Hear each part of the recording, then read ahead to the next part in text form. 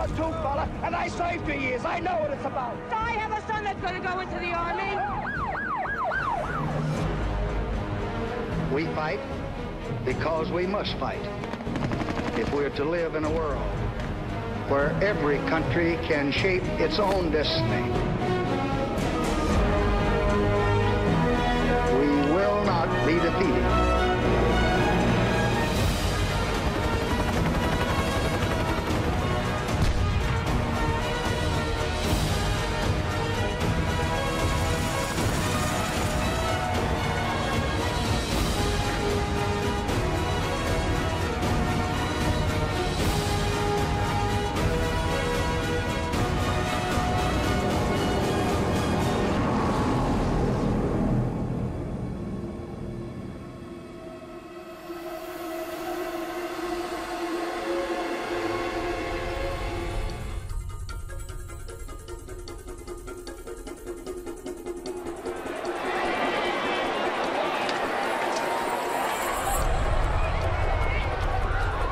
Two months after the North Vietnamese and Viet Cong shattered America's expectations of a quick victory by launching the Tet Offensive, the Vietnam War is increasingly unpopular.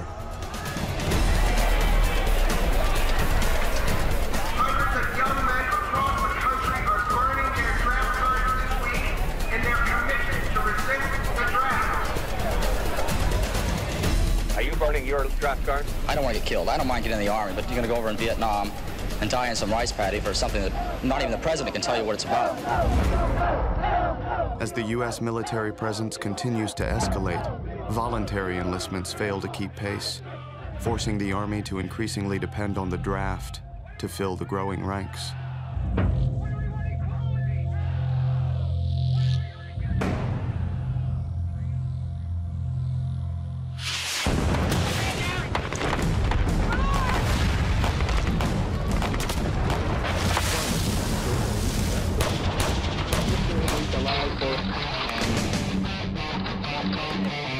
They may call this place the home of the combat infantrymen, but it's more like a temporary home. In a few months, all our asses are heading to Vietnam. 19-year-old draftee Arthur Wicknick is training in Fort Polk, Louisiana. For tens of thousands of recruits, the 198,000-acre complex is their last stop before Vietnam. A month ago, the military wasn't even on my radar. I had just bought a new car, a 1968 Camaro. And I just got a new job at an aircraft company. I was making pretty good money. And then I got a draft notice. That was such a crushing blow because I lived a comfortable life. I had everything I ever wanted, and it was going to be taken away from me. But I still had to go because all my friends were being drafted. Go! Go! No matter how bad this place is, I'd still rather be here than in Vietnam. So when my commanding officer says he wants to send me to NCO candidate school to become a squad leader, I'm about to say no. Until he says, you can stay in the States 6 more months. I said, well, then I'll do it. Because I didn't want to go to Vietnam. And then I figured within 6 months, maybe the war will be over or our involvement will be so minimal that they won't be taking anybody anymore. Unfortunately, when I went to the school, the war hadn't even reached its peak yet. Indeed, the war Arthur Wicknick is about to enter is in fact continuing to escalate. Although the NVA and VC suffered a military defeat during Tet, they did win a psychological victory. Now, they are launching a series of small-scale attacks to further weaken American morale.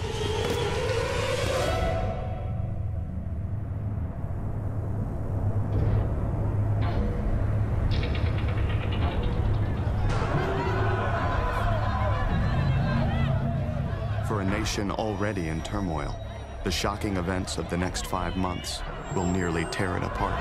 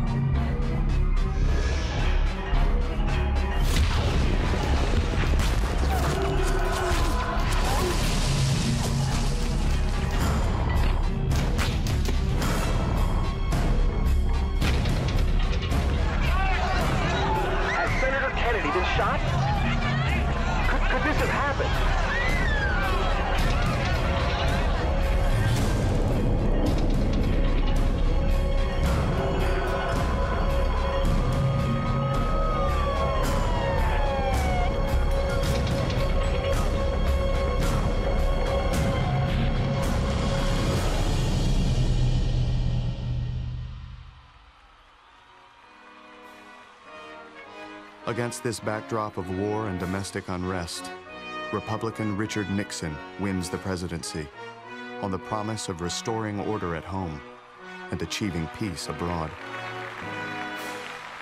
The greatest honor history can bestow is the title of peacemaker.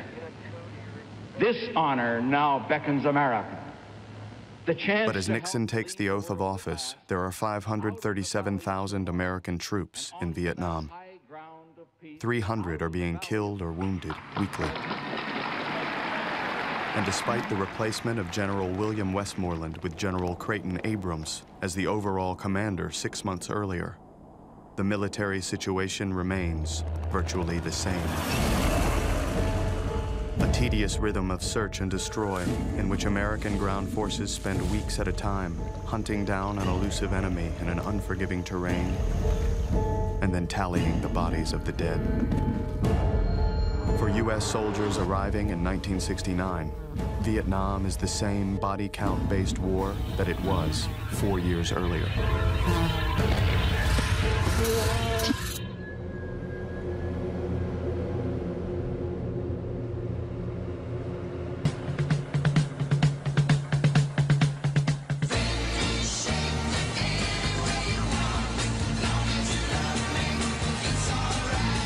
Relieve some of the stress on soldiers who are in continual action in the field, the U.S. military has in-country rest and recreation, or R&R, sites. Although these have existed in previous wars, Vietnam is the first time they are located in an active war zone. If this is Vietnam, this is my kind of war. They've even got girls in bikinis. 1 month after arriving in Vietnam, Sergeant Arthur Wicknick's company from the 101st Airborne is sent for a 3-day rest. It's great and all, but at the same time, I kind of feel guilty. Most of these guys have been out there fighting the VC for months. They deserve a chance to kick back and blow off some steam. I don't. But just as I'm starting to enjoy myself, they're shuffling us back to Camp Evans. And something big was up, but we didn't know what it was. So we're all assembled, and our captain comes out and tells us that some of our buddies are in trouble out in the A Shaw Valley, and we're going to go in and help them.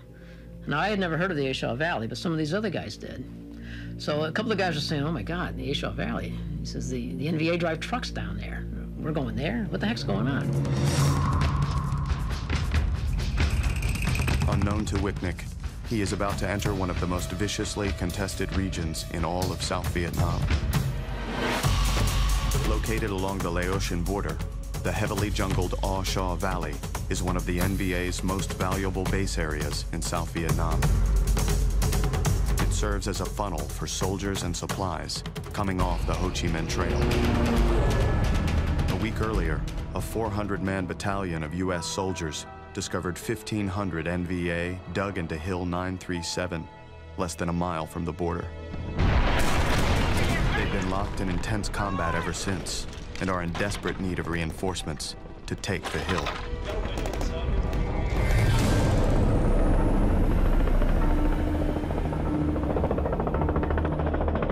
Right away, the supply sergeant starts shoving tons of ammo at us. We're told to double up on everything. Instead of 200 rounds of M16, take 400. Instead of 50 rounds of M60, take 100. Jesus, we really must be heading into something big. I'm trying to keep it together. But you know, I've never been in major combat before. I mean, aside from training, I barely even fired my weapon. I don't know what I'm gonna do, other than just go with my gut and pray that it all works out.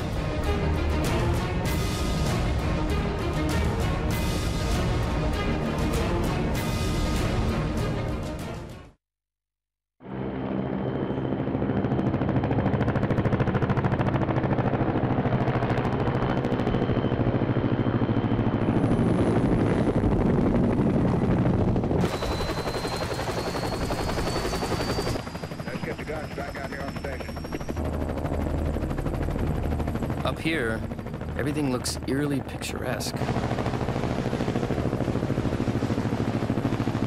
Kind of reminds me of Vermont. But I know better than that. Vietnam sure as hell is not Vermont. Sergeant Arthur Wicknick and his company are en route to Hill 937 to reinforce U.S. troops who have been trying to dislodge the NVA for the past week. The hill is located along one of the many enemy pathways into the south. U.S. forces are attempting to cut them off. When I glance around at the other guys' faces, they're all staring straight ahead. So I look, and I can see off in the distance this brown mountaintop against a green backdrop, and I knew then that's probably where we're going to go.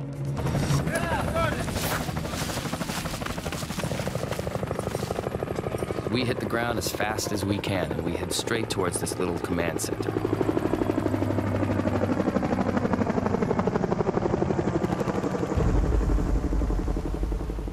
I can hardly believe my eyes. Filthy, unshaven GIs are everywhere. Empty ammo boxes and C rations thrown on the ground.